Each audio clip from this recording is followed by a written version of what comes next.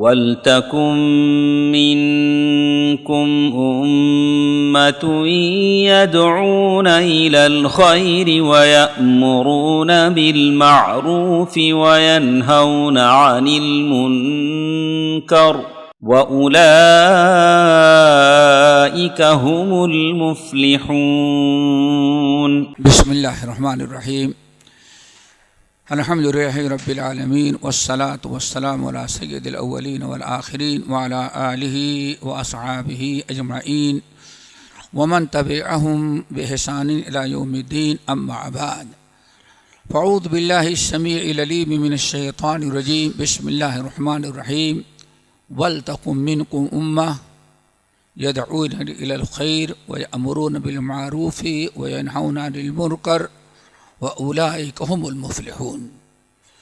सदर इजलास उस्ताद मोहतरम, तमाम दोस्तों भाइयों, अल्लाह रब्बुल आलमीन का बड़ा शुक्र है और एहसान और करम है, उसने हमें और आपको आज आम लोगों के साथ बैठने के बजाय एक मखसूस मजलिस में बैठने का और अपने उस्ताद मोहतरम की समझे सदारत में बैठने का एक शर्फ हासिल हुआ है। अल्लाह ताला इस बैठक को कबूल फरमाए।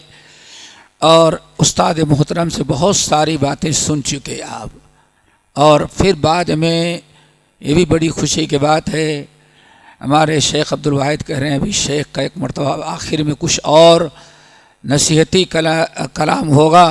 ये भी हमारे लिए बड़ी खुशी की बात है दो एतबार से। एक तो बहुत सारी बातें हमें जो कहनी थी शेख के ऊपर डाल दी गई है, उससे हम फुर्सत पा गए अल्हम्दुलिल्लाह। दूसरे की शेख की ज़बान से सुनेंगे तो ज़्यादा हमको भी मज़ा आएगा, आप लोगों को भी। दोस्तों, मैंने सूरत आल इमरान की एक आयत तिलावत की है जिसमें अल्लाह रब्बुल आलमीन ने फरमाया वल्तकुम मिनकुम उम्मह, तुम्हारे अंदर उम्मा, एक उम्मा हर वक्त मौजूद रहेगी। वल्तकुम मिनकुम उम्मा, एक गिरोह और एक जमात, एक उम्मा हर वक्त तुम्हारे दरमियान मौजूद रहेगी। क्या काम करेगी? उसका तीन काम होगा। यदऊना इलल खैर व यअमुरूना बिल मारूफ व यनहौना अनिल मुनकर, नेकी मारूफ की दावत देंगे, मुनकर से मना करेंगे, और इस तरह से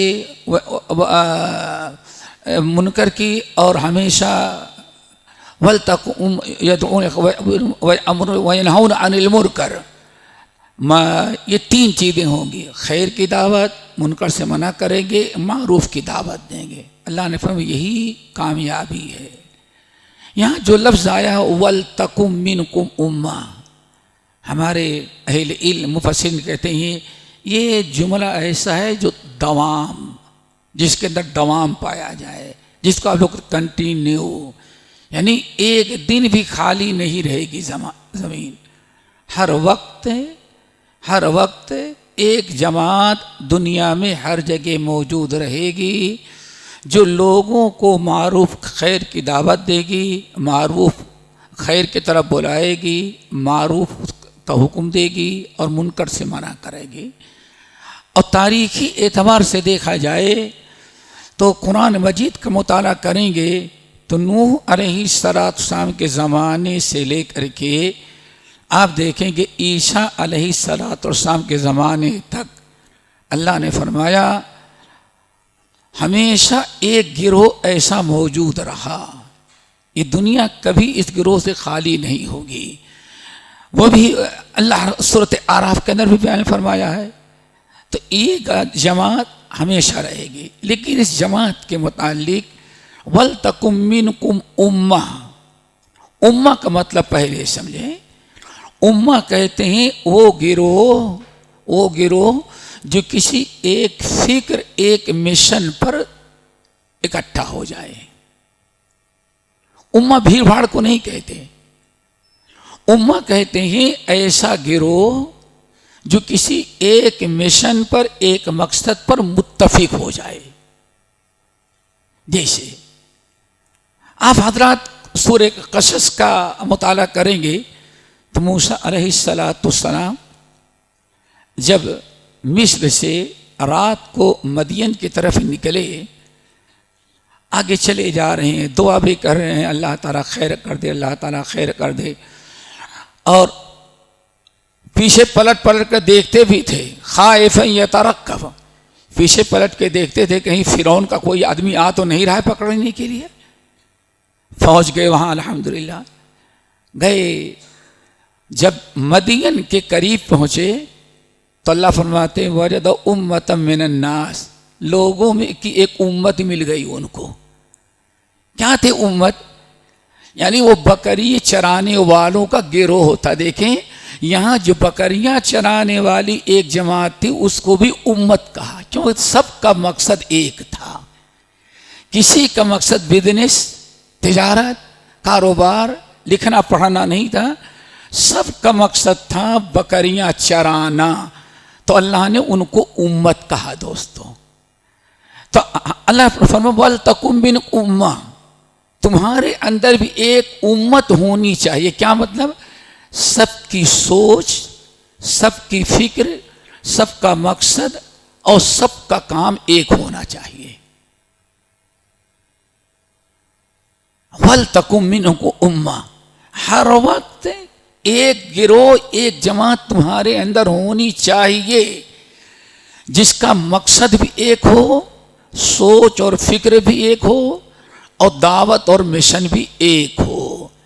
इसीलिए इमाम अबू हनीफा रहमतुल्लाह अलैह के शागिर्द इमाम जाफर सादिक रहमतुल्लाह अलैह इस आयत की तफसीर करते हैं, वल तकुम मिनकुम उम्मा, एक गिरोह, यदऊन इलल खैर ऐ इलल किताबि व सुन्नह, यानी वो हमेशा खैर की दावत दे। खैर क्या है? हमेशा व खैरुल कलाम कलामुल्लाह व खैरुल हदी हदी मोहम्मद सल्लल्लाहु अलैहि वसल्लम, खैरुल खैर की तरफ। तो जाफर सादिक रहमतुल्लाह अलैह कहते हैं खैर से मुराद यहाँ अद्दावा इलल किताब व सुन्ना है। पता चल गया कि हमारा और आपका जो मिशन है, इस मिशन को अपनाना, इससे जुड़ना निहायत जरूरी है। अल्लाह हुक्म दे रहे हैं वल तकुम, एक गिरोह, एक उम्मत होनी चाहिए जो तीन काम करे। एक तो किताब और सुन्नत की दावत दे, और किताब और सुन्नत की दावत देना इस बात का लुजूम है कि इंसान शिर्क से मना करेगा और बिदात से लोगों को रोकेगा। दावत अगर हम दे रहे हैं तो एक मुस्बत भी होता है, एक मनफी भी होती है। किताब और सुन्नत की दावत दें और शिर्क और बिदात से लोगों को मना करें। वल तकुम, ये है मतलब। और फिर वह अमरुना बिल मारूफ, आम नेकियों के हुक्म देंगे और हर किस्म के मुनकर से मना करेंगे। दुआ करो अल्लाह हम सबको इसी गिरोह में शामिल कर दे। शामिल हैं अल्लाह रब्बुल आलमीन और हमें तौफीक अता फरमाए। दोस्तों यही वो गिरोह हैं, पूरी एक लिस्ट है जो नबी अलैहिस्सलाम के ज़माने से शुरू हुई और पूरी दुनिया में आम हो गई।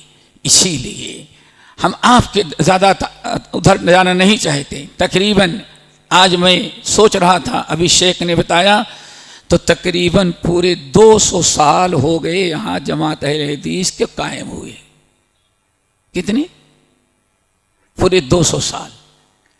मौलाना मोहम्मदी अली रहमतुल्लाह अलैह मुबारकपुरी ये तकरीबन आए हैं आपके यहाँ 1819 को आए हैं, 26 को आए, 18 तो 26 को आएंगे। ज़रा सोचेंगे, हिसाब लगाएं तो पूरे 200 पूरे हो गए हैं। हम थोड़ी देर के लिए मुहासबा करें कि इस 200 साल में हमने क्या किया और कितना किया हमने, इसका हमें मुहासबा करना चाहिए। उनका इखलास था। इखलास की बरकत ये थी, शेख ने बहुत कुछ बयान कर दिया, हम उधर जाना नहीं चाहते। इखलास की बरकत ऐसी थी कि जहाँ जहाँ गए, जहाँ जहाँ ठहरे, वहाँ वहाँ जमात कायम हो गई। गरचे बाद के लोगों ने उसको कायम नहीं रखा, लेकिन जमात कायम हो गई।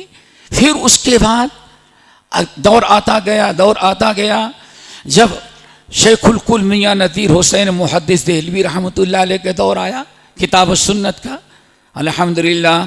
तो अल्लाह अकबर, मेरा ख्याल है कि पूरे इस इलाके में सबसे खुश नसीब वानमबाड़ी शहर है, हमारे शेख के बरकत वाला शहर वानमबाड़ी।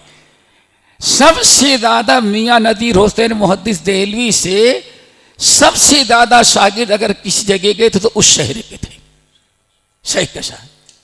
पूरी एक लिस्ट है, पूरी एक दो नहीं, बहुत सारे शागिर्द जो है मियाँ साहब के, दिल्ली से किताब सुन्नत की दावत लेकर के और हदीस के नशेशात के लिए, तो सबसे ज़्यादा उस शहर के अंदर आए। शायद अल्लाह ताला का करम रहा उस शहर वालों पर, किसी बुजुर्ग की कोशिश नहीं की रही होगी जिसके बना अल्लाह ने कबूल फरमाया, और उस सिलसिला आज तक हमारे उस्ताद मोहतरम की शक्ल में चला आ रहा है, अल्हम्दुलिल्लाह। मेरे भाइयों, अब आप सोचें, जब ये हमारी जिम्मेदारी है, वल तकुम मिनकुम उम्मा यदऊना इलल खैर व यअमुरूना बिल मारूफ व यनहौना अनिल मुनकर, तो इस दावत के कुछ आदाब हैं। हम सब के सब नबी अलैहिस्सलाम और सहाबा के वारिस हैं, अल्हम्दुलिल्लाह। हम कहते हैं हम लोग मनहज सलफ पर हैं। मनहज सलफ का मतलब अल्लाह ताला ने नबी को जो तरीका दे करके भेजा था, सहाबे कराम ने जो नबी से लिया और आगे बढ़ाया, मिनवान उसी नक्शे कदम पर हम चले आ रहे हैं। इसलिए दोस्तों, चंद चीज़ों का होना बहुत ही ज़रूरी है। नंबर एक, सूरे आले इमरान की आयत, अल्लाह फरमाते हैं बिस्मिल्लाहिर्रहमानिर्रहीम, फबिमा रहमतिम मिनल्लाहि लिन्त लहुम, फबिमा रहमतिम मिनल्लाहि लिन्त लहुम वलौ कुन्त फज़्ज़न गलीज़ल क़ल्बि लन्फ़ज़्ज़ू मिन हौलिक। मेरे अहले हदीस भाइयों, लोग कहते हैं कि अहले हदीस कहने से लोग बिदक जाते हैं, भड़क जाते हैं। कुछ लोगों ने सुना होगा, जो आपका पीछा कर रहा है, अहले हदीस नाम लेना बंद कर देंगे, अपनी मस्जिद पर अहले हदीस नाम लिखना बंद कर देंगे, तो वो जो उसके दिल में बैठा कुरेद कुरेद करके निकाल लेता है, नाम तो बदल दिया है लेकिन है मस्जिद अहले हदीस ही की, नाम तो बदल दिया अहले हदीस लेकिन है ये अब्दुल वाहिद अहले हदीस, वहाँ भी खरा थोड़ा सा, तो न खुदा ही मिला, ना मिसाले सनम, न इधर के रहे न उधर के रह गए। इसलिए दो रंगी छोड़ दे, एक रंग हो जा, सरासर मोम हो या संग हो जा। हमें अहले हदीस कहने में कोई झिझक, एक हवा खड़ा कर दिया गया कि हाँ नाम लेने से बिदक जाते हैं। नहीं, हम ये बताना चाहते हैं हमारे किरदार से लोग बिदकेंगे, लेकिन हमारी दावत, अगर हमारे अखलाक और वाकई वल तकू उम्मा का हम तर्जमान बन जाएं, तो हमसे कोई नफरत नहीं करेगा। नफरत करेगा किसी और वजह से, लेकिन कभी हमारी मुखालफत नहीं करेगा। ज़रा गौर से सुने, फबिमा रहमतिम मिनल्लाहि लिन्त लहुम वलौ कुन्त फज़्ज़न गलीज़ल क़ल्बि लन्फ़ज़्ज़ू मिन हौलिक फ़अफ़ु अन्हुम वस्तग़फ़िर लहुम वशाविरहुम फ़िल अम्र फ़इज़ा अज़म्त फ़तवक्कल अलल्लाह। अगर इस आयत को अपना लिया जाए, समझ लें, और बहुत सारी बातें शेख से सुन चुके होंगे आप, और इनसे भी हो सकता है तकरार हो रही हो, लेकिन मैं समझता हूँ दोस्तों, अगर इस आयत अमल किया जाए तो बहुत सारी इख्तिलाफात ख़त्म हो जाएं और हमारे अंदर कुव्वत और ताकत आ जाए। नंबर एक, अल्लाह ने फरमाया फबिमा रहमतिम मिनल्लाहि लिन्त लहुम, ए मोहम्मद सल्लम, अल्लाह के फजल करम से, अपने से नहीं, फबिमा रहमतिम, अल्लाह के फजल करम से अल्लाह ने लिन्त लहुम, अपनी उम्मत के लिए आपको अल्लाह ने बड़ा नर्म दिल में, नर्म मिजाज बनाया है। नरमी हमारे अंदर आ जाए। हक गोई में नहीं, हक को छुपाना नहीं है, बातिल से बातिल कहने से खामोश नहीं होना है, लेकिन फबिमा रहमतिम मिनल्लाहि लिंत लहुम, ए नबी आप अल्लाह के फضल करम से, मेहरबानी से उम्मत के लिए अल्लाह ने आपको बड़ा नर्म बनाया है। नर्म ज़बान, नर्म दिल, नर्म मिजाज। और सही मुस्लिम की हदीस है, आने फरमाए आयशा, आदमी को दुनिया में अल्लाह वही उतना ही फضल करम देता है, उतना ही दर्जा देता है जितना उसके अंदर नरमी होती है। कुल्ल हय्यिन लय्यिन सहलिन करीबिन, अल्लाह अकबर। किसी ने पूछा या रसूलल्लाह वो अमल बताएं या अल्लाह जन्नत में कौन जाएगा? आर फरमाया जन्नत में जाने वाले वो लोग हैं कुल्ल हय्यिन लय्यिन सहलिन करीबिन, जो कलमा को अपने आप को इन चार चीजों में ढाल ले। लय्यिन, हय्यिन, सहलिन, करीबिन। जो शख्स ये चार खूबियां अपने अंदर पैदा कर ले वही जन्नती है। दुआ करो सबके अंदर पैदा हो जाए। क्या है भाई? कुल्ल लय्यिन, नर्म मिजाज हो, नर्म ज़बान हो, नर्म दिल हो। हय्यिन, हय्यिन बड़ा आसान है। हय्यिन उससे मिलना मिलाना, मुलाकात करना कोई मुश्किल नहीं। चला जा रहा है, जो भी चाहता है मिल करके आके बात कर लेता है। सहलिन उससे मिलना, उससे मसला पूछना, उसके पास जाना बहुत आसान है, कोई मुश्किल नहीं। नंबर नहीं लेना पड़ता। चले जा रहे हैं, मसला पूछना को उठे, फजर की नमाज पढ़े, हमारे शेख के पास आ गए, जोहर की नमाज पढ़ी, पूछ लिया। शेख ने कहा तुमको मालूम नहीं मसला पूछने का कोई वक्त होता है, जब भी तबीयत हुई उठ करके चले आए। नहीं, हय्यिन सहलिन करीबिन, अपने आप को इतने अच्छे अखलाक में, इतने किरदार में, अच्छे मामलात में ढा लेता है। अल्लाह अकबर कि क्या होता है? करीबिन, खुद करीब होता है और लोग उसके करीब होते हैं।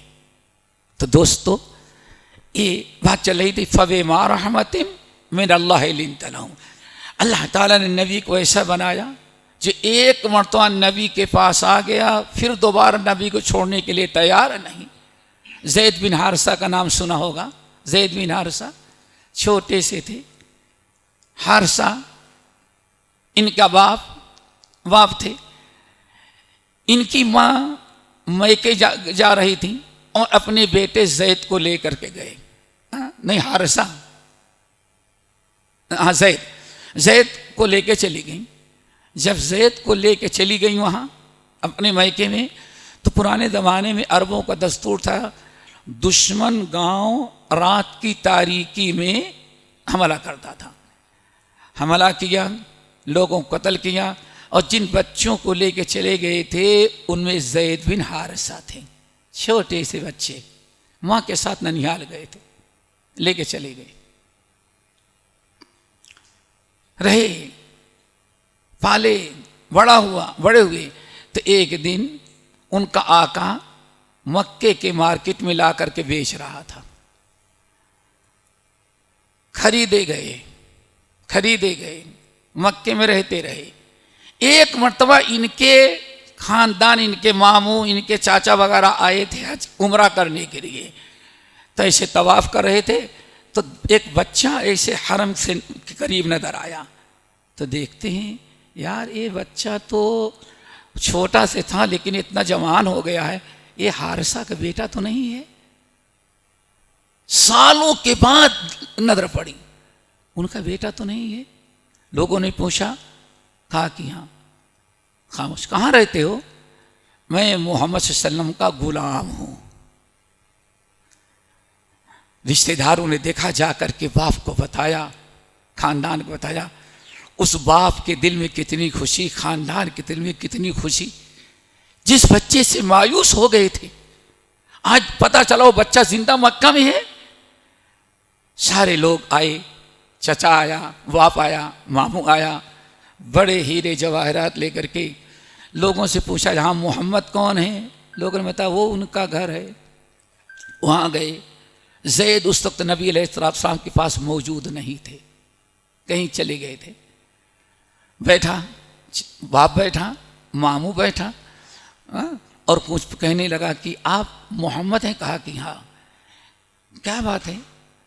कहा कि बात यह है कि हमने सुना है कि आपके यहाँ कोई गुलाम है जिसका नाम ज़ैद है। फरमाया हाँ। ज़ैद पहले खदीजतुल कुबरा के थे, शादी के बाद खदीजतुल कुबरा ने अल्लाह के गिफ्ट कर दिया था, अब नबी अलैहिस्सलाम के साथ थे। अल्लाह दुआ करो हमारे अंदर नरमी आ जाए, नरम दिल, नरम दिल, नरम ज़बान, हमारी कामयाबी है दोस्तों। अल्लाह रसूल फरमाया हाँ है।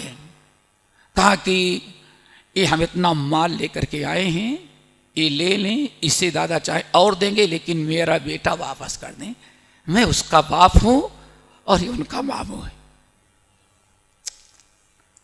अल्लाह रसूल फरमाया ठीक है, हम ज़ैद को बुलाते हैं, अगर वो जाना चाहे तो तुम फ्री में लेके जाओ, माल भी ले जाओ, फ्री में लेके जाओ, और अगर नहीं जाना चाहता तो मैं नहीं दूंगा तुमको। बाप भी बड़ा खुश, मामू भी बड़ा खुश। इतना अच्छा शरीफ इंसान तो मैंने दुनिया में देखा ही नहीं था। बेटे को इख्तियार दे रहा कि जाना चाहे तो जाओ और मेरे पास रहना चाहो तो रहो। तो मेरा बेटा इतना बेवकूफ़ तो नहीं है कि हाँ गुलामी को तरजीह देगा, हमारे साथ जाने से इनकार कर देगा। खूब खुश। अल्लाह के सुन आदमी भेजा, बुला कर खिलाओ ज़ैद को। ज़ैद आए, बाप माँ छोटे से तक किसी को नहीं पहचाने।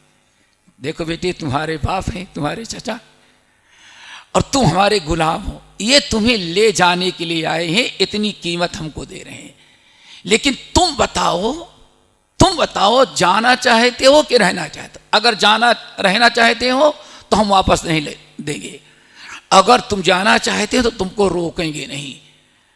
कहने फौरन खड़े गए, या रसूल इन्नी अख्तारों का, या रसूलल्लाह मैं सब पर आपको तरजीह देता हूँ, जैसे आप तक आपका गुलाम रहा, मरते दम तक मैं आपका गुलाम ही रहना चाहता हूँ, मैं आपको छोड़ना गवारा नहीं करता। इतना कहना था। बाप मारे गुस्से में पूरी दौलत पलटा, अरे बेगैरत बेशरम, अतख्तारुल इत्क अलल हुर्रिया, आजादी पर गुलामी को तरजीह देता है।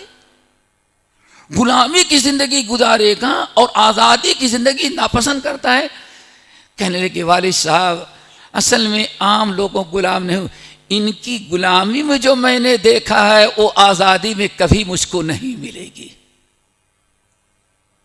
ये कहा और जाने से इनकार। ये है आपका नर्म दिली। इसीलिए अल्लाह ने फरमाया वलौ कुन्त फज़्ज़न गलीज़ल क़ल्बि लन्फ़ज़्ज़ू मिन हौलिक, अगर आप तुरशरू, सख्त ज़बान, बद ज़बान होते, बद अखलाक होते तो जितने साथी आपके हैं लन्फ़ज़्ज़ू, आपको छोड़ करके चले गए होते। कोई आज आपके साथ न अबू बकर होते, न उमर होते, न बिलाल होता, न अली होते। ये आपके नरमी दिली और आपके अखलाक की बरकत है कि जो एक मर्तबा आया आपको छोड़ने के लिए तैयार नहीं है।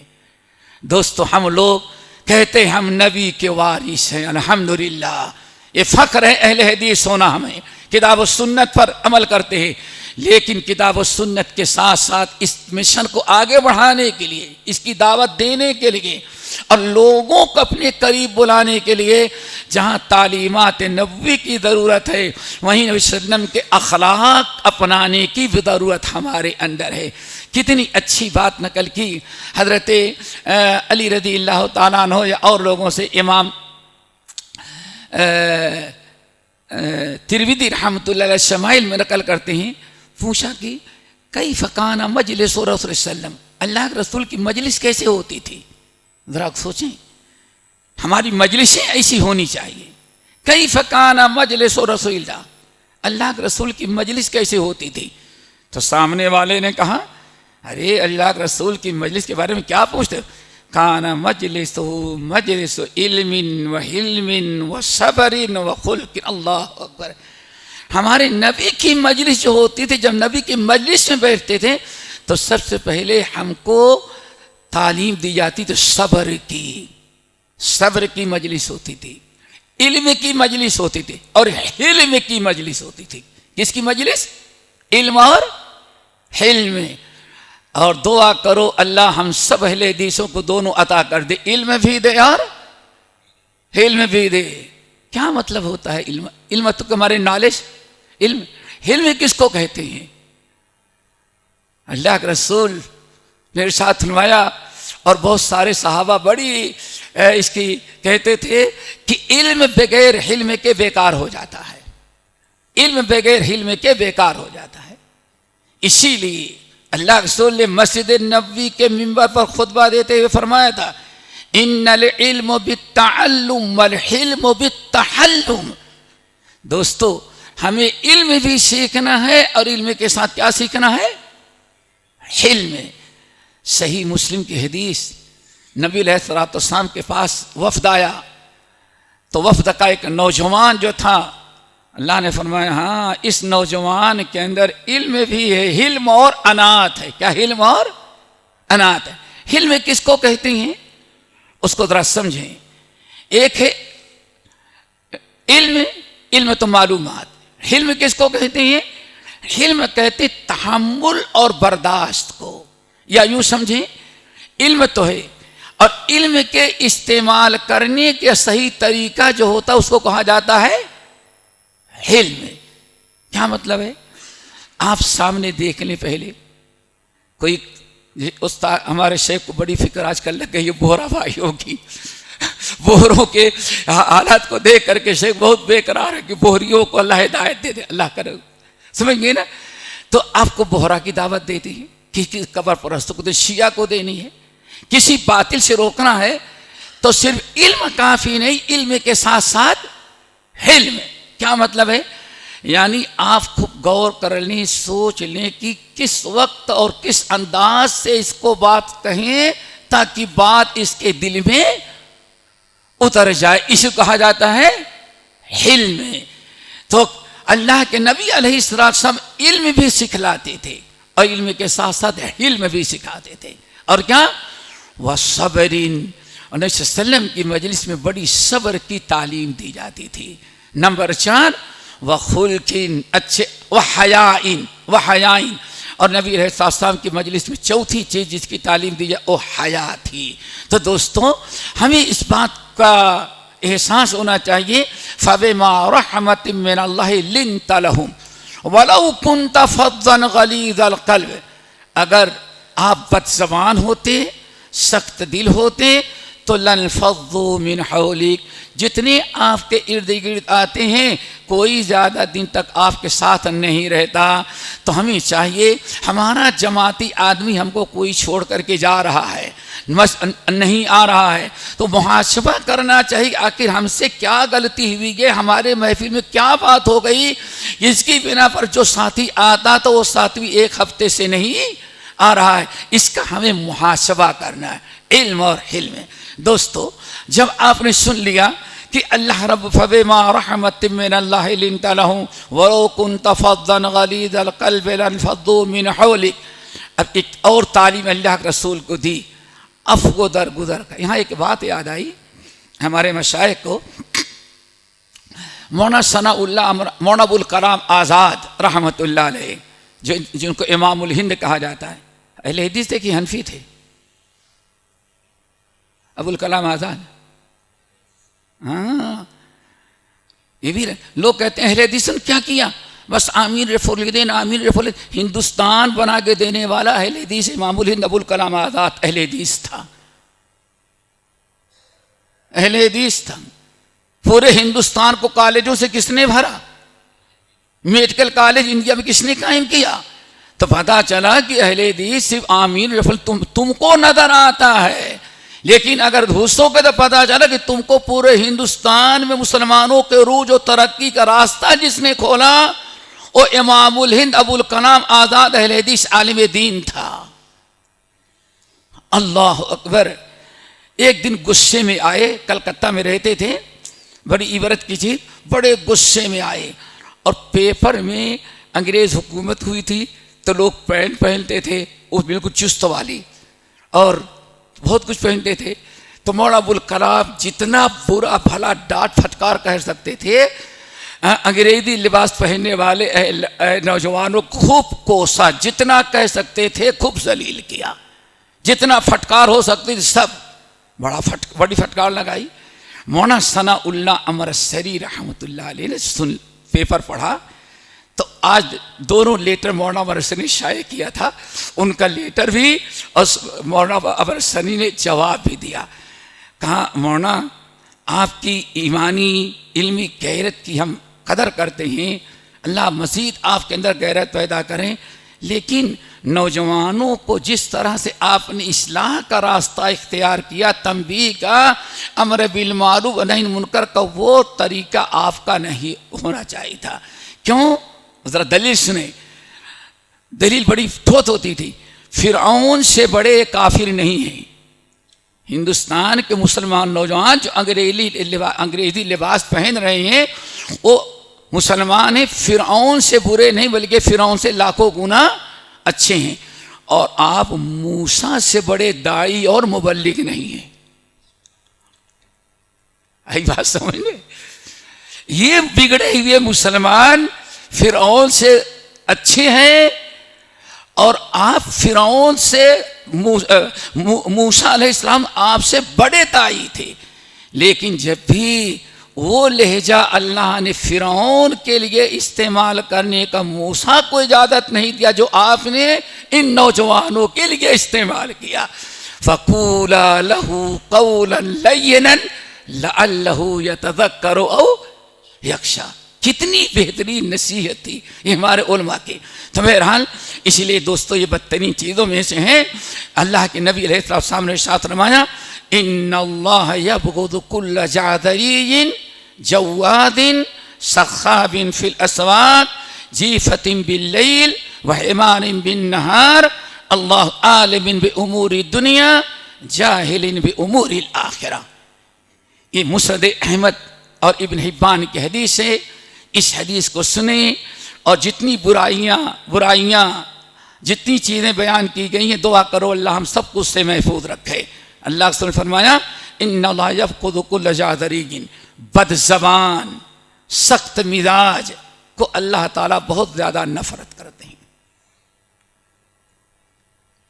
अल्लाह ताला ऐसे इंसान से बड़ी नफरत करते हैं जो बदज़बान हो, सख्त कलाम हो, सख्त मिजाज हो, ऐसे उजट इंसान हो, पसंद नहीं करते। फिर अल्लाह ताला सख़ाबिन फिल अस्वाक़, बाजार में चीखने चिल्लाने वालों से भी नफरत करते हैं।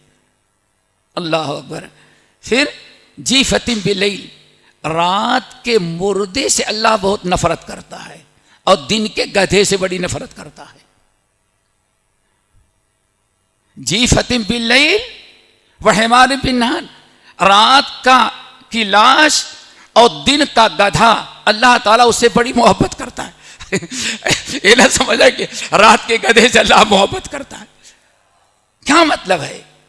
अल्लाह अकबर।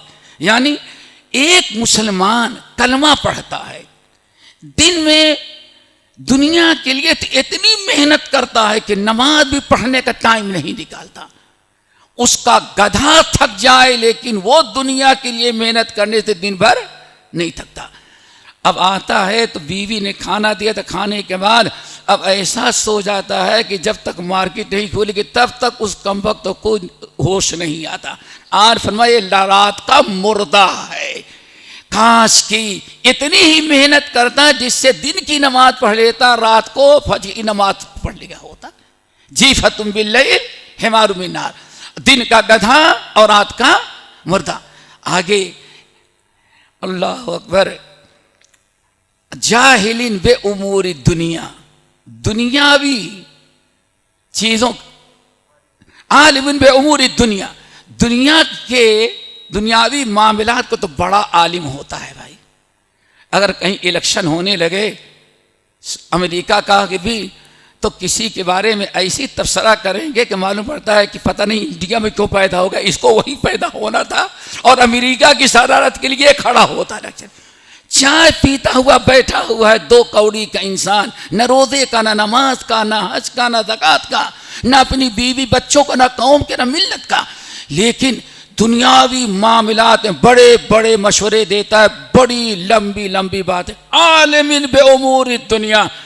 और सारे मद्रास के लोग नौजवान जाएंगे, हमको क्या बिजनेस शुरू करें, आप कोर्स करके अमेरिका से आए हैं, बताएं क्या कारोबार करें और किस में फ़ायदा होगा। वो पूछेगा कितना आपके पास अमाउंट है, कितना आपके पास बैलेंस है, वो बताएं, फिर उसके हिसाब से हम ये तमाम चीज़ों को तो पूरे शहर में सबसे बड़ा आलिम है, लेकिन जाहिलिन व उमूरिल आखिरा, दीन का मामला आए तो वज़ू का तरीका भी उसे मालूम नहीं होता। दोस्तों बात चली थी जी सखाब कुल जादरीन जवादिन। अल्लाह ताला से दुआ करो अल्लाह ताला हमें इन बातों से बचाए। आगे हम बढ़ते हैं दोस्तों, नबी अलैहिस्सलाम की हदीस। एक तो पहली चीज़ बताया मैंने, हमारे अंदर अगर अखलाक, हमारी किरदार, हमारे मामला दुरुस्त हों तो अहले हदीस नाम से कोई बितकेगा नहीं बितकेगा। क्या कहेगा, भाई मानवा सब अच्छा है, एक ऐब है अहले हदीस से, बाकी सब तो बहुत अच्छी उसके अंदर पाई जाती है। मौलाना दाऊद राज साहब रहमतुल्लाह अलैह के गांव का एक तबलीगी जमात का आदमी हमें जिद्दा से, मदीना में पढ़ता था, जिद्दा से प्लेन पर बैठा, सऊदीया एयरलाइन पर आते यहाँ अपना क्या कहते हैं दिल्ली, तो बाजू में एक मेवाती तबलीगी जो सारी ज़िंदगी चिल्ला लगाया था, मदीना भी चिल्ला लगा के लौटा हुआ था, हमारे बाजू में बैठ गया माशाअल्लाह। ज़ोहर का वक्त आया तो मैंने कहा मैं तो नमाज़ पढ़ूँगा, तो मैंने उससे पूछा जो खादिम होते हैं एयर होस्टेस, उनसे नमाज कहा कि अच्छा नमाज पढ़ेंगे, मैंने कहा तो ऊपर थोड़ी सी जगह थी, कहा कि चलें, तो हजरत भी गए, तबलीगी भाई वो भी गए, ऊपर गए तो नमाज मैंने पढ़ाया, जो स्टाफ था उसने पढ़ा, और ये भी आए, जब आके बैठे नीचे तो कहने लगे कि देखो हम तबलीगी जमात के तो हैं, लेकिन नमाज पढ़ने का मज़ा जो आता है वो अहले हदीस इमाम ही के पीछे मज़ा आता है। इसलिए मैं मेवात में रहता हूँ तो मौलाना दाऊद राज साहब की मस्जिद में नमाज पढ़ने के लिए जाता हूँ। यारो ज़रा सोचो, दूसरों को मज़ा हमारे बन आए क्यों, हमारी नमाज ज़रा चाशनी वाली सुन्नत के मुताबिक है, कम से कम 5 मरतबा सुबहान अल्लाह सुबहान रब्बी आला पढ़ता है, लंबी किरात करता है। जुमे के दिन फजर में माशाअल्लाह सूरह अलिफ लाम मीम तल सजदा है और सूरह दहर है, और सलाम फेरने के बाद फन रब्बना आतिना फिद दुनिया नहीं है, अस्तगफिरुल्लाह है और असगार है, अल्लाह कितनी। तो एक मरतबा जो आ जाता है गोवा की मस्जिद, एक लोग कहते हैं सब जानते हैं कि गोवा की मड़गांव की मस्जिद अहले हदीस से पूरी दुनिया जानती है। इफ्तिताह के मौके पर इतने मुनाजरे किए, ज़ोहर से लेकर के मगरिब तक एक जमात गई, दूसरी जमात के लोग आए, तीसरी जमात के लोग आए, चौथी जमात, यहाँ तक कि हमारी ट्रेन छूट गई, लेकिन अल्लाह ने खैर बरकत की। फिर अभी 4 साल कबल जुमा पढ़ाना था मुझे, तो रोड पर ऐसे ही खिड़की थी, कमरा हम उसी में हमको रखा था, खिड़की खुली हुई थी, 11:30 बजे से वल्लाह अहले हदीसो, अगर मैंने फिर कहा हमें अपने किरदार और चलते फिरते हमें हर हाल में हमारा उठना बैठना चलना फिरना सब कुछ अगर अहले हदीस के मुताबिक हो जाए तो इंशाल्लाह दुनिया जो है नफरत तो करेगी लेकिन आपकी तारीफ भी करेगी, ताजुब करेंगे। 11:30 बजे से गाड़ी आई, 3 औरतें उतरी और गाड़ी आगे रह गया। थोड़ी देर में 4 व्हील आई, 5-6 औरतें उतरी, फिर थोड़ी गाड़ी आई, यानी 12:30 बजे मिंबर पर जाना था, गाड़ी की आमद बंद ही नहीं हुई। अब मैं सोच रहा था इतनी पब्लिक आ जाएगी और इतनी गाड़ियां आ रही, तो शायद कोई पार्किंग की जगह खरीद होगी, वरना इतनी गाड़ियां कहाँ खड़ी होगी। खुतबा दिया, बाहर निकला तो वही 2 व्हीलर है, कोई एक 4 व्हीलर गाड़ी नहीं। अब औरतें निकली हैं, खड़ी, मर्दों से ज़्यादा औरतें खड़ी हैं गली के अंदर। तो मैंने कहा ये औरतें, इतनी गाड़ियां आई थी, गाड़ियां कहाँ गई, गाड़ियां कहाँ गई? तो लोगों ने कहा कि वो गैर जमाती लोग हैं, अपनी औरतों को जहाँ छोड़ के जाते हैं और कहते हैं कि वहाबियों की मस्जिद में उर्दू में खुतबा होता है। चलो वहाबी ही सही, लेकिन कुछ दीन की बातें तो सीख लेंगी। हर आदमी अपनी बीवी बच्चे औरतों को यहाँ छोड़ता है और ये सोचता है मैं यहाँ पढ़ूंगा तो बिरादरी हमारा बाईकाट कर देगी, तुम वहाबी मस्जिद में गए तुम्हारा बाईकाट। इसलिए वो जामे मस्जिद में गया हुआ है, वहाँ जुमे की नमाज देर में होगी, वहाँ से लौटेंगे तब इन औरतों को फिर दोबारा लेकर के जाएंगे। अल्हम्दुलिल्लाह, ये आपका मामला है। सारी दुनिया प्यासी है, बीमारों का इलाज आपके पास है, प्यासों के बुझाने की पानी आपके पास है, सारी चीज़ें अहले हदीस तुम्हारे पास है। हमें तकसीम करने का ढंग आ जाओ, तकसीम करने के लिए मुखलिस बन जाए बस। वरना यही जमात है जो जिसके पास सारे इलाज, अकीदे का इलाज, दिल का इलाज, बुराइयों का इलाज, सारा इलाज अल्लाह ताला ने कुरान पाक के अंदर रखा। शिफाउल लिमा फिस सुदूर, दिल के अंदर जितनी बुराइयां हैं सब का इलाज अल्लाह ने किस में रखा है? कुरानी आयत के अंदर रखा है। तो इसको हमें समझे कि अल्लाह ने मुझे किस काम के लिए मुंतखब किया है। हम अगर आपस में ऐसे हो जाएं तो जरा सोचें, कहा जाता है कि जब चौकीदार ही सो जाए तो अब कौन हिफाजत करेगा? आप लोग उम्मत वसत हैं, शुहदा उल्लिन्नास है। बहरहाल तो मेरे भाइयों, कहना ये था कि नबी अलैहिस्सलाम ने इरशाद फरमाया। बस एक हदीस सुना के बाद हम खत्म करते हैं ताकि शेख से सुने। हजरत मुआद इब्न जबल, पहले तो नौमान बिन बशीर की हदीस सुन लें। अल्लाह ने फरमाया यदुल्लाहि अलल जमा, ऐ लोगो यही जमात हक्का है, जब तक ये मिल के रहेगी अल्लाह रब्बुल आलमीन इसकी मदद करता रहेगा। यदुल्लाहि अलल जमा। आप क्या सोचते हैं, जब मौलाना मोहम्मद अली रामपुरी रहमतुल्लाह अलैह को बेदखल किया गया, भगाया गया और यहीं चौराहे पर मस्जिद के सामने तकुतुल ईमान को पहले कुएं में डाला गया, फिर उसको गलाया गया, फिर उसको जलाया गया, कदमों से रौंदा गया, क्या कभी सोचा था कि इतनी अहले हदीस मस्जिदें हो जाएंगी? अब पूरी दुनिया के क्या उस वक्त किसी मद्रास के लोगों ने सोचा था कि 1918 के अंदर पूरे ऑल इंडिया अहले हदीस कॉन्फ्रेंस मद्रास में मनाई जाएगी? किसी ने सोचा था? तसव्वुर नहीं कर सकता था। यदुल्लाहि अलल जमा। और इखलास कितना था लोगों में, जब जमात में इखलास कितना था। नवाब अरकाट की बीवी जो थी, यहाँ जो नवाब तो बादशाह खान आलम खान थे, उनकी बेटी थी। नवाब अरकाट ने बड़ी कोशिश किया कि हमारी बीवी वहाबी ना बने, लेकिन मौलाना मोहम्मद अली रामपुरी रहमतुल्लाह के दावत से बाप के साथ बेटी भी अहले हदीस हो गई थी। बहुत कुछ किया, आखिर में उस औरत का जवाब जरा सुने बीवी का। अरकाट साहब, नवाब साहब ने कहा, देखो मैं तुम्हारा शौहर हूँ, मेरा हक है, मेरा हक तुम्हारे ऊपर है कि मैं जो कहूँ बात माननी पड़ेगी।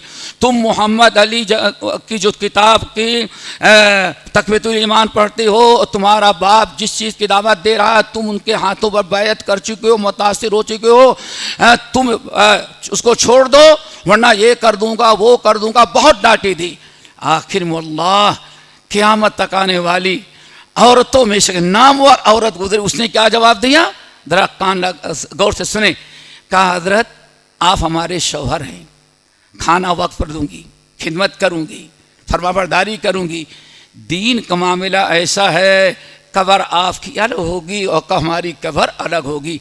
आप अपना दीन कबर में लेके जाएंगे और मैं अपना दीन कबर के में लेके जाऊंगी।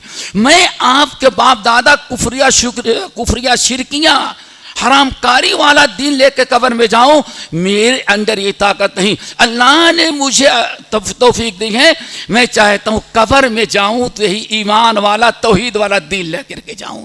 जो दीन मैंने मोहम्मद अली रामपुरी से सीखा है और उनसे सुना है, वो दीन कब्र में लेके जाऊं। दुनियावी चीज़ों में आपकी हर बात मानूंगी, लेकिन दीन का मामला है, कब्र हमारी अलग होगी, हमारा आपका रिश्ता ख़त्म होगा, कब्र हमारी अलग होगी और आपकी अलग होगी। अल्लाह अकबर। ये मेरे इखलास था।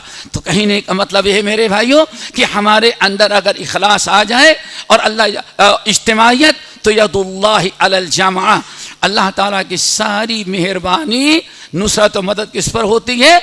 जमाअत पर। वातसिमू बिहब्लिल्लाहि जमीया। हाँ, हज़रत मुआद इब्न जबल रदियल्लाहु ताला अन्हु की बड़ी अहम हदीस है, 2 मिनटों में बता करके हम बात को ख़त्म करते हैं। हज़रत मुआद इब्न जबल रदियल्लाहु ताला अन्हु से इमाम अहमद बिन हम्बल, इमाम अल्लारकाई, इमाम आजुर्री, बहुत सारे मुहद्दिसीन ने नकल किया है। इत्तिबा सुन्नत जो किताब लिखी जाती है और बड़ी अहम है, और उससे उन्हीं के नहीं, दूसरे सहाबा से मनकूल है। आपने साथ फरमाया, ऐ लोगो, अल्लाह सुर फरमाते हैं, ऐ मुआज़ ज़रा याद रखना, अमल करना और मेरा पैगाम आगे तक पहुँचा देना आइंदा तक। क्यों? आपने साथ फरमाया, अलैकुम बिल जुमअते वल जमाअते वल मसाजिदे, अलैकुम बिल जुमअते वल जमाअते वल मसाजिदे फ़इन्न लिल इंसान ज़िइबुन कज़िइबिल इन्न शैतान ज़िइबुल इंसान कज़िइबिल गनम। ऐ मुआद, याद रखना, याद रखना, जिस तरह से जंगली भेड़ बकरियों का एक भेड़िया होता है, ऐसे शैतान इंसानों का, मोमिनों का भेड़िया है, तुम्हारे लिए भेड़िया है। उस भेड़िए से अपने आप को बचाना। फिर आपने साथ फरमाया, भेड़ियों का, बकरियों का भेड़िया 3 किस्म की बकरियों पर निहायत आसानी से कब्जा कर लेता है। अस्सादा, अन्नाहिया, अलकासिया। ये 3 किस्म की बकरियां हैं जिन पर बड़ी आसानी से भेड़िया पकड़ लेता है, और हिंदी में जब कहें क्रिया कर्म सब कर देता है, चीर फाड़ करके बकरी का क्रिया कर्म कर देता है। अब कौन सी बकरियां? Number 1, number 1 अशाज़ा। अशाज़ा वो बकरी जो शाज़ा है। शाज़ा क्या है? वो कहती है हमारा चरवाहा बेकार है। अब बकरियों का अमीर कौन है? चरवाहा है ना बेटे, निगरान कौन है? चरवाहा। ये जो हमारा चरवाहा है ये निकम्मा है, बूढ़ा भी हो गया है, काम का भी नहीं है, ये हमको घेर घार करके ही रोजाना चराता है। फला जगह 1 किलोमीटर दूर बड़े बड़े घास हरी भरी है, पानी भी है, ये बूढ़ा सिर्फ हमको घेर के अपने पास रखता है, हम वहाँ जाके चलेंगी। वो अपने इमाम की, अपने निगरां की, अपने जिम्मेदार की बात को ठुकराए, शाज़ा के माने अलग हो गई और चली गई कहाँ? चरने के लिए। भेड़िया झाड़ियों से देख रहा था। अब भेड़ियों का मालिक, जिम्मेदार, उसका इमाम, उसका अमीर, उसका निगरां तो 3 किलोमीटर दूर रह गए। अपने अमीर को छोड़ करके बगावत करके कम वक्त वहाँ गई। ये बड़ी होशियार बन रही थी, हाँ, वहाँ चलेगी। भेड़िया आया, चीर फाड़ करके बराबर कर दिया, न इधर की रही ना उधर की रही। देखा अंजाम। नंबर 2 आरफा अन्नाहिया। नाहिया, जो बकरी नाहिया हो, नाहिया उस बकरी को कहते हैं कि जा रही है, काफिले वाले जा रहे हैं, रात को चराने के बाद लेके जा रहे हैं। अब एक बकरी है, बकरियों में कुछ बूढ़ी हैं, कुछ बीमार हैं, कुछ कमजोर हैं, कुछ बच्चे हैं। जाती हैं बहुत ही धीरे धीरे, तो सोचती है कि इन लोगों के साथ चलेंगे, 25 की स्पीड से चल रहे हैं बूढ़े कमजोर, और हम तो पावरफुल हैं, 50 की स्पीड से जाएंगे, आधे घंटे के बाद निकलेंगे, जब भी जा करके हम वहाँ ठिकाने पर पहुँच जाएंगे। बैठी रही, बकरियों का चरवाहा सारी बकरियों को लेकर के चला गया। ये बैठी थी, बड़ी होशियार बन रही थी, हमारे पास कुव्वत है, ताकत है, ये है वो है, हम ले आधे घंटे के बाद निकलेंगे, जब भी जा करके भी ले गए, स्पीड वाली हमें। बैठी थी आराम करते हुए, अब जाऊंगी अब जाऊंगी अब जाऊंगी।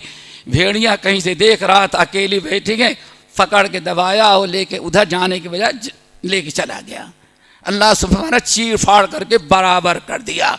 अब बाकी कौन रह गई? कासिया, कासिया रह गई। वो कौन है? वो कहने लगी अल्लाह, यानी वो बकरी कौन है? जब रेवड़ चला तो धीरे धीरे क्यों चरवाहा सबको लेके चला है, जवान बकरियों को भी, कमजोर को भी, बूढ़ों को भी और बीमारों को सबको लेकर चला है। तो इसी तरह धीरे धीरे चल रही।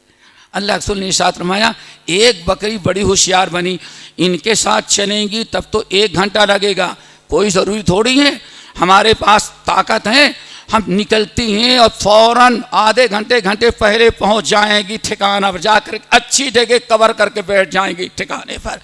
चली जा रही थी अकेली, बड़ी होशियार बन रही थी। पूरी जमात को छोड़ा, अमीर को छोड़ा और जमात को क्यों, सबको निकम्मा समझा, कुछ काम नहीं करती है, किसी काम का नहीं हमारा। ये जो हमारा अमीर है बकरियों का चरवाहा, ये किसी काम का नहीं, ये इसी लेके चल रहा है। अल्लाह के साथ चली जा रही थी। अब अमीर, उसके साथी, उसकी जमात पीछे रह गई है और वो बहुत ही आगे पहुंच गई। वहां गई तो माशाअल्लाह कहीं अकेले झाड़ में गुजर रही थी, रास्ते थे, कोई भेड़िया छुपा हुआ था, देखा बिल्कुल लावारिस जा रहे, पकड़ा और उधर के बजाय जंगल में मिले गया, चीफ आगे कहीं और पहुंचा दिया। आर फरमाया, ए मुआज अलैकुम बिल जमाअती, 3 चीजों को मजबूती से पकड़ के रखना, अगर 3 चीजों को छोड़ दिए तो तुम्हारा शैतान तुमको कहीं भी लेकर जाएगा, कभी इनसे जोड़ देगा, कभी उनसे जोड़ देगा, कभी वहां ढकेल देगा, कभी इधर। अल्लाह अकबर। वो कौन है? आपने फरमाया कि अलैकुम बिल जुमअते वल जमाअते वल मसाजिद, अगर तुम्हें दीन पर कायम रहना है, इस मसलक पर, इस मनहज पर, किताब और सुन्नत पर जो रब ने तुम्हें अता किया है, तो ऐ मुआद, हमारी लाई हुई शरीयत, हमारे लाई हुई अकीदे और मनहज पर कायम रहना है, तो ये 3 चीजों को लाजिम पकड़ना। अलैकुम बिल जुमअते, जुमा कभी नहीं छोड़ना। जुमा के लिए अपनी मस्जिदों को ढूंढ ढूंढ करके जाओ दोस्तों। अव्वल वक्त तो जुमा होता है माशाअल्लाह, माशाअल्लाह, कम से कम आधे घंटे से कम खुतबा किसी मस्जिद में नहीं होता है। दीन सीखने का मौका मिल जाएगा। बीवी बच्चों को लेकर के आए, आप अपने मौना से जुड़े हुए हैं, मस्जिद से जुड़े हुए, मशाइख से जुड़े हुए हैं, कोई शैतान ने दिल में इश्काल पैदा किया, फौरन इनसे आप पूछ लिए, आप शैतान मायूस हो जाएगा लेकिन आपको गुमराह नहीं कर सके। क्यों? कम से कम हफ्ते में 1 दिन जुमा पढ़ते हैं, तो अपनी अलैकुम बिल जुमअते, अपनी मस्जिदों में जुमा पढ़ो। अगर मस्जिदों में जुमा पढ़ेंगे ईमान ताज़ा होगा। 1 घंटा आधे घंटे की तकरीर में दोस्त अहबाब से मुलाकात होगी। नंबर 2 आपने साथ माना वल जमाअते, अपनी जमात से किनारा कशी नहीं इख्तियार करना। अगर जमात से किनारा कशी इख्तियार करोगे तो उस हदीस पर जरा गौर करो, जब नबी अलैहिस्सलाम उमर इब्न खत्ताब शाम से वापस आ रहे थे और जाविया मकाम पर ठहर गए, सारी फौज बैठी हुई थी, आपने खड़े होकर के तकरीर किया। उमर इब्न खत्ताब ने, ऐ लोगों, मैं तुम्हारे सामने आज वैसे ही खड़ा हूं का मकाम रसूल सल्लल्लाहु अलैहि फीना, जैसे अल्लाह के रसूल हमारे दरमियान खड़े हुए थे। सुन लो, अल्लाह फरमाया उन्होंने, जमात के साथ जिंदगी गुजारना, अकेले रहोगे शैतान उछक लेगा। फिर बड़ी मिसाल देते हैं, कहते हैं देखो, जमात के साथ जुड़ोगे शैतान बहुत दूर रहेगा। 3 आदमियों से जुड़ोगे शैतान थोड़ा सा करीब आएगा। 2 आदमी से जुड़ोगे तो शैतान करीब आएगा लेकिन भटका नहीं पाएगा। क्यों? शैतान आपके दोस्त को भटकाएगा तो दूसरा दोस्त उसकी इस्लाह कर देगा। वरना इस तरह से समझें, हमारे भाई बैठे हुए हैं, फजर की नमाज बाजमात पढ़ते हैं। एक दिन शैतान ने सोचा इनके 2 घंटा पहले ही नींद खुल गई।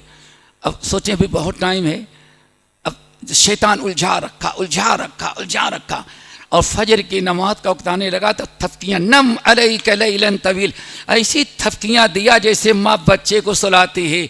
अल्लाह सुब्हानहू फरमाते शैतान ऐसे थपकियाँ दे दे करके बच्चे को शैतान उसको सुला दिया। और जब अस्सलाम वालेकुम रहमतुल्लाह इमाम साहब ने सलाम फेरी, अब शैतान आके उठा देगा। क्यों?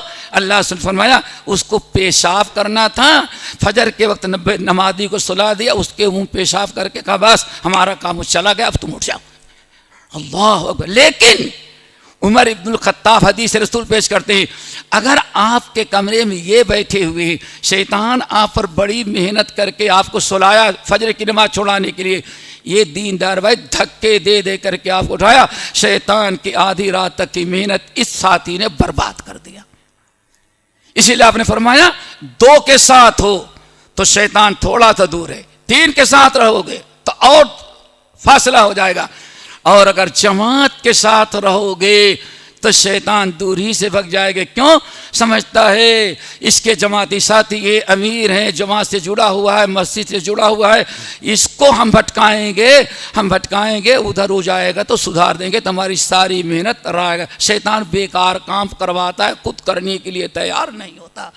आपने फरमाया इसलिए अलैकुम बिल जुमाते वल जमाते वल मसाजिदे, और मस्जिदों से जुड़ जाओ। अल्लाह ताला से दुआ करो हम सबको मस्जिदों से जोड़ दे।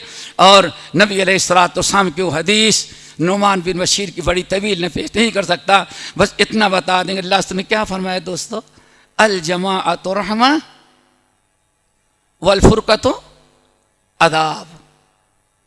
अल जमाअतु रहमा, इत्तेफाक के साथ, मिल के इत्तेहाद के साथ, सबका मिशन एक हो, सबका मकसद एक हो, एक दूसरे से जुड़े हुए हों। आने फरमाया अल जमाअतु रहमा वल फुरकतु अदाब, ये इज्तिमाइयत जमात के साथ जुड़ा रहे ना, ये रहमत है। क्या है? रहमत है, लेकिन रहमत का सबब है अल्लाह का फजल करम है। अल जमाअतु रहमा, जमात रहमत और बरकत है। वल फुरकतु अदाब, और आपस में तफरका डालना, अलग अलग हो जाना, ये भी एक किस्म का अदाब है। हमने क्या कोताही की जो हमारे अंदर इख्तिलाफ हो रहा है? तौबा इस्तिग़फ़ार करें और इज्तिमाइयत की ज़िंदगी गुजारने की कोशिश करें। यदुल्लाहि अलल जमाअ, अल्लाह ताला की सारी मेहनत मदद, अल्लाह ताला की रहमत इज्तिमाइयत पर होती है। हम किताब व सुन्नत के अलमबरदार हैं, और आप हज़रात जानते हैं जिस कुरान पर अमल करने का दावा करते हैं वही कुरान हमको क्या कहता है, वातसिमू बिहब्लिल्लाहि जमीया। प्यारे नबी की हदीस इमाम बुखारी रहमतुल्लाह अलैह अल अदबुल मुफरद में नकल करते हैं। कितनी बड़ी प्यारी प्यारी बात।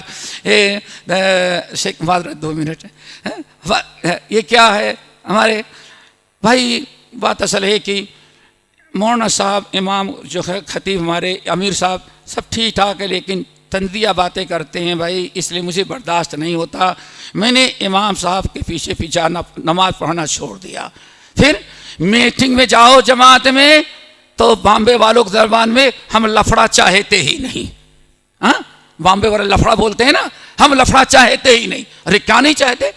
चाहो वो अपनी मनमानी, अपनी मनमानी, वो अपनी मनमानी, बिला वजह दिल बुरा होता है, इसलिए मैंने जुमा जमा सब छोड़ दिया। अल्लाह अकबर। मेरे भाइयों, ये कमाल नहीं है? इमाम बुखारी रहमतुल्लाह अलैह अपने मशहूर किताब अल अदबुल मुफरद में इमाम तिर्मिज़ी नकल करते हैं, अल्लज़ी युखालितुन्नास व यस्बिरु अला आज़ाहुम अहब्बु इलल्लाहि व खैरु मिनल्लज़ी ला युखालितुन्नास व ला यस्बिरु अला आज़ाहुम। अल्लाह अकबर। हम अहले हदीस हैं, हमें हदीस को अपना आइडियल बनाना चाहिए।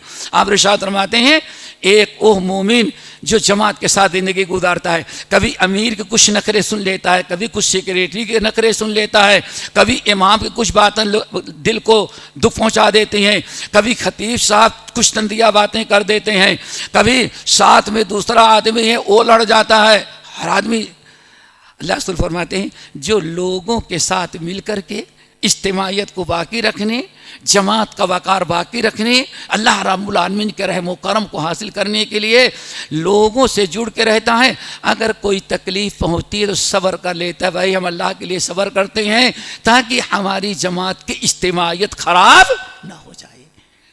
वयस्बिरु अला आज़ाहुम, लोगों की तकलीफ़ को वह सब्र करता है, क्यों?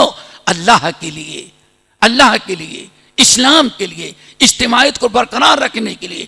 हमारी मस्जिद में दो टुकड़े ना हो जाएं, जमात दो ना बन जाए, दो अमीर ना बन जाएं।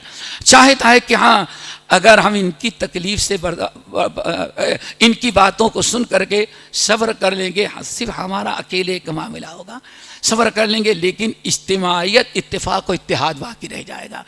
इस बंदे से अल्लाह बहुत खुश होते हैं। क्या ख्याल है, जिससे अल्लाह खुश हो जाए, इतनी बड़ी दौलत और क्या हो सकती है मेरे भाई?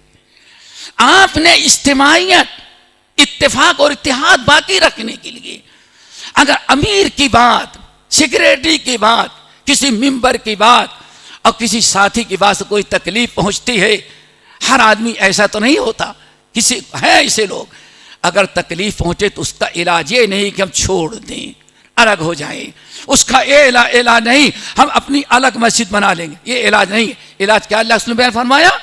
यस्बिरु अला आज़ाहुम, लोगों की तकलीफ पर सब्र कर लेता है अल्लाह के लिए।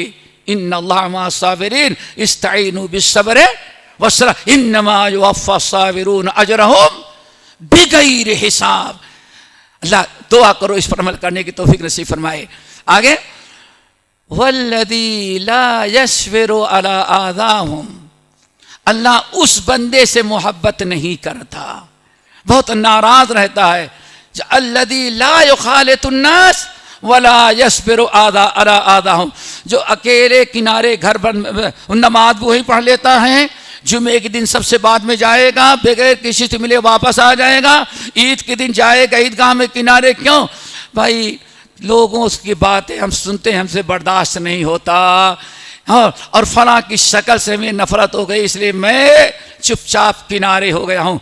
अल्लाह रसूल फरमाते हैं, तुमने कोई अच्छा काम नहीं किया, अल्लाह तुझसे नाराज हुआ, क्यों? तू रुका, अपने दोस्तों को रोकेगा, अपने बच्चों को रोकेगा, फिर आगे तो कुछ शर्त फिर आ जाएंगे, अरे दूसरी ईदगाह हम बना लेंगे, दूसरी मस्जिद हम बना लेंगे, दूसरा इदारा हम कायम कर लेंगे, तो इसमें कितना बड़ा फसाद होगा। तो दोस्तों, इस हदीस पर आपको याद रखें, अल मुमिनुल्लज़ी युखालितुन नासा व यस्बिरु अला आज़ाहुम अहब्बु इलल्लाहि व खैरुन मिनल्लज़ी ला यस्बिरु अला ला युखालितुन नासा व ला यस्बिरु अला आज़ाहुम। और दूसरी हदीस, अल्लाहु अकबर, अल मुमिनु मिरअतुल मोमिन, मोमिन मोमिन का आईना है। अगर हमारे उस्ताद मोहतरम कोई बात कहे, मुश्किल क्या होती है, इनके अंदर कोई ऐब पाया जाता है, इनके अंदर कोई नुक्स ऐब नहीं, कुछ नुक्स कमी पाई जाती है। शेख ने खुतबा दिया इत्तेफाकन, उनको पता नहीं था कि आपके यहाँ हो रहा है। शेख ने सोचा मुआशरे में बुराई मौजूद है, चलो आज खुतबा इस पर देंगे। आप आ गए, अच्छा देखो हमको निशाना बनाया, सारा बिगाड़ यहां से बदगुमानी कर, पता भी नहीं होता खतीब को, आलिम को पता भी नहीं, अमीर को पता भी नहीं, इत्तेफाकी तौर पर वो चीज आपके यहां हो रही थी, इनके जबान से निकल गई। आदमी हमारा जमात अनुसूचित नहीं, इन्होंने तनकीद करनी, मिंबर पर तनकीद करते हैं, जातियात पर हमला करते हैं। अल्लाह के बंदे, जातियात पर नहीं, इत्तेफाकी ऐसी चीज़ हो गई, उसको बेस बना करके अलहदगी इख्तियार करना, हाँ, ये सब बेकार से बातें हैं। तो अल मुमिनु मिरअतुल मोमिन, मोमिन क्या है? मोमिन का आईना। इसी हदीस को अगर समझ लें तो इंशाल्लाह कोई मुश्किल नहीं आएगी।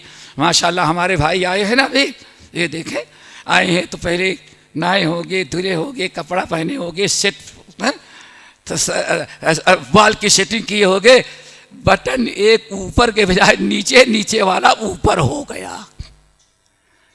अब आईने के सामने खड़े होते हैं, बीवी भी नहीं बताई, बच्चे भी नहीं बताए हैं, आईने के सामने खड़े हुए तो पता चला कि वो उल्टा हो गया है, फौरन सही कर लेते हैं।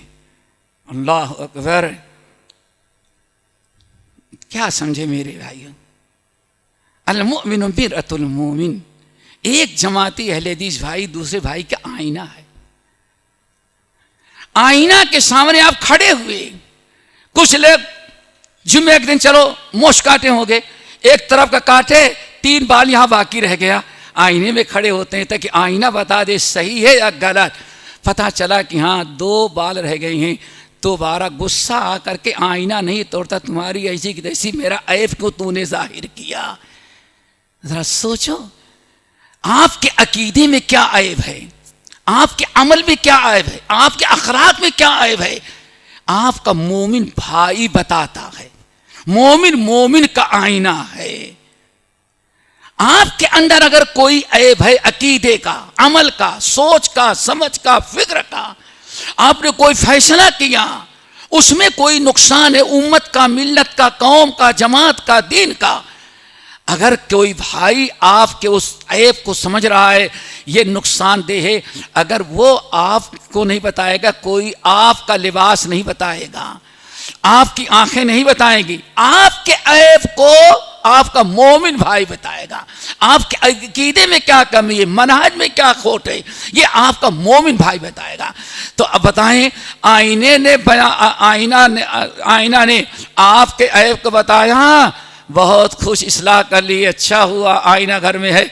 आपके दीन के, अखलाक के, अकीदे की, मनहज का ऐब आपका भाई बताएं, आप उसके गले पड़ जाते, लड़ने लगते हैं आप।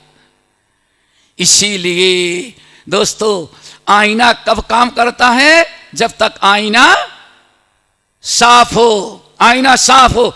अगर हमारा और आपका दिल एक दूसरे के लिए साफ है तभी आईना काम आएगा, वरना आईना काम नहीं है। आईना अगर गंदा हो, जंग लग जाए, धूल मिट्टी हो, तो कोई ऐब नहीं दिखा सकता।